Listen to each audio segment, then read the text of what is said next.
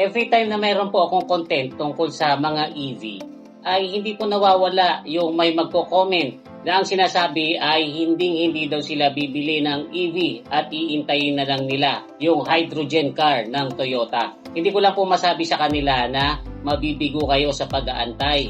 Dahil kung ako po ang tatanungin, ito pong hydrogen fuel cell car ay isang malaking failure.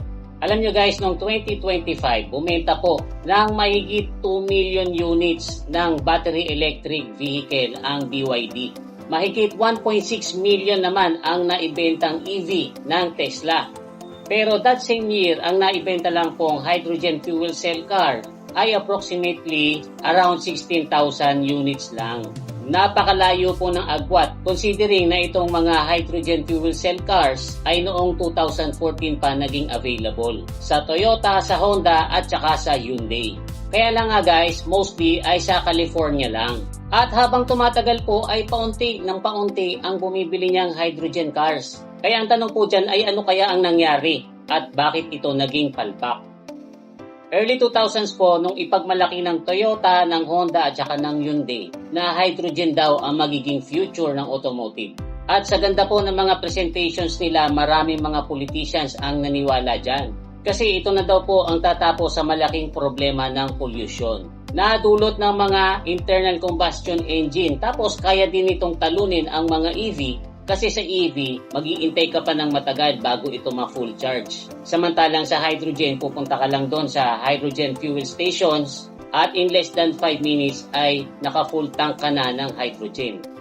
At dahil sa mga fuel stations po ito kinakargahan, marami tuloy nag-aakala na yung mga hydrogen fuel cell cars ay mayroon ding makina na katulad sa mga internal combustion engine. So para po dun sa mga hindi nakakaalam, wala pong makina yung mga hydrogen cars. Technically, yan po ay electric vehicle din na gumagamit ng electric motor para paikutin yung mga gulong. Ang kaibahan lang po niyan dun sa battery electric vehicle, itong mga hydrogen cars ay hindi mo kailangang i-plug in. Magpapakarga ka ng hydrogen sa mga retailers, tapos yung hydrogen ay papasok doon sa fuel cell stack kung saan yung hydrogen ay maiko-convert sa kuryente na magpapaandar doon sa electric motor. Napakagandang konsepto naman po talaga niyan. At yung mga nagawang kotseng ganyan ay magaganda ang designs katulad na lang sa Toyota Mirai.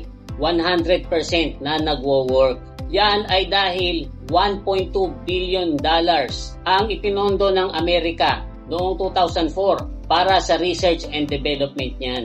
Kaya noong 2014 ay successful naman pong na-launch ng Toyota ang Toyota Mirai na noon ay naghahalaga ng $57,000.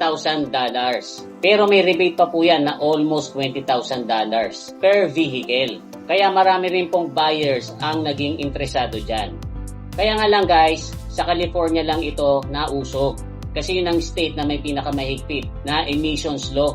At saka sila yung handang mag-budget ng milyon-milyon para magtayo ng mga hydrogen fueling stations. Hindi naman po sila ginaya ng mga ibang states kasi napakamahal po magtayo at mag-maintain nitong mga hydrogen fueling stations. Pero kahit na po sa California lang naging masigasig pagdating dito sa hydrogen, medyo marami naman pong bumili ng mga hydrogen cars.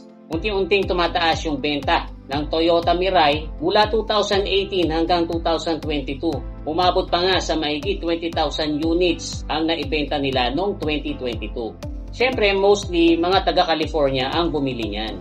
Kasi doon lang po maraming mga hydrogen fueling stations. Ang halaga naman po ng hydrogen noon ay $13 per kilo. At wala pang 5 minutes kaya niyang ma-full tank ang isang Toyota Mirai. Diyan nila talo yung mga battery electric vehicle. Kasi sa EV, mahina ang 30 minutes na tatambay ka sa charging station. Kaya po nung mga unang taon, itong mga hydrogen fuel cars ay mukhang successful naman. Unang-una, suportado po yan ng gobyerno, tapos may rebates kung sino man yung bibili. Mabilis pang mag-refuel. Kaya nga po sa totoo lang, nung una, marami pong naniwala na yan nga ang magiging future. Dito nga po sa Pilipinas, maraming umaasa na darating din dito yung mga hydrogen fuel cell cars. Kaya nga lang guys, sa tingin ko, malabo po yan na mauso dito. Kasi doon po sa California, kung saan pilit nilang pinauuso yan, ay nagkaroon po ng mga sunod-sunod na problema. At nagsimula po ito noong October ng 2023. Kasi yung True Zero na isang hydrogen retailer company ay nag-announce na isasara na nila yung 10 sa kanilang mga fueling stations. Dahil nagkakaroon daw sila ng problema sa supply ng hydrogen. After a few weeks, sumunod na din po dyan ang Shell, ang Messer at saka ang Iwatani. Sila po kasi yung mga nagre-retail ng hydrogen. Isa-isa pong nagsasara yung mga stations nila. Ganito kasi yan guys, yung hydrogen na ibinebenta nitong mga retailers ay hindi naman po nanggagaling dyan sa California.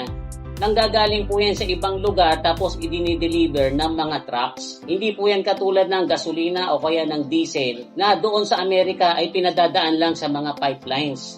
Ang hydrogen ay kailangang i-deliver gamit ang mga trucks tapos kokonti pa ang supplier. Kaya dumadating po talaga sa point na walang maibenta yung mga retailers. Samantalang yung mga naka-EV, oo nga't medyo matagal ang charging time nila, hindi naman sila namumroblema kung saan sila magcha-charge. Kasi pwede silang mag-charge sa bahay. Ngayon kung malayo-layo naman yung biyahe nila, ay maraming charging stations all over America.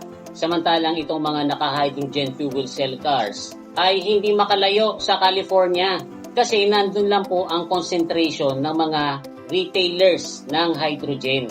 Doon ko na nga lang halos sa California makakabili ng hydrogen, nauubusan pa ng supply. At dahil kakaunti ang supply, dumadami ang demand, tumaas ng tumaas ang presyo ng per kilo ng hydrogen.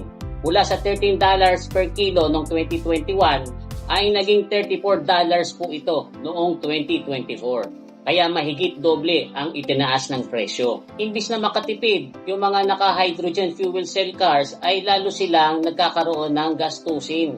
Kuminsan kasi, ang layo pa ng kailangan nilang ibiyahe para lang sila makapag-refuel ng hydrogen. Ang masakit niyan, mahal na nga per kilo, may mga pagkakataon pang wala talagang supply. So dahil po dyan sa shortage ng hydrogen at saka sa sunod-sunod na pagtaas ng presyo nito, ay bumagsak po ang sales ng mga hydrogen fuel cell cars. Pero di pa po dyan nagtatapos ang problema nila kasi noong February 6, 2024 ay totally isinira na ng Shell lahat ng kanilang mga hydrogen fueling stations. At kahit na marami pang plano at handa pang gumastos ang State of California para sa mga karagdagang hydrogen fueling stations, ay wala ring sense dahil kakaunti naman ang supply ng hydrogen. Habang pamahal ng pamahal ang hydrogen, nagiging mas mura at nagiging mas efficient naman ang battery technology ng mga EV. Tapos mas dumadami din yung mga charging stations sa Amerika. Kasi napakadali namang maglagay niyan. Basta mayroong linya ng kuryente, makakapagtayo ka ng charging stations. Hindi tulad sa hydrogen, para ka makapagpatayo ng isang fueling station niyan ay gagastos ka ng 2 hanggang 3 million US dollars. Yan nga po ang naging dahilan kung bakit noong 2025 ay nag-announce ang General Motors na hindi na sila makikisawsaw dyan sa hydrogen fuel cells. Itinigil na nila yung research and development nila. At gaya nga po ng inaasahan, from January hanggang September ng 2025 ay napakakonti na ng mga bumibili nitong hydrogen fuel cell cars. Actually, 215 lang ang naibenta ng Toyota, tapos 112 lang ang naibenta na Honda Hydrogen CR-V. Actually, sabi nga po ng Honda ay isasara na nila yung kanilang fuel cell manufacturing plant sa Michigan by the end of 2026. Kaya sa totoo lang guys, after ng 2 dekada na pinondohan niya ng gobyerno ng billions of dollars, ay unti-unti na po itong pabagsak.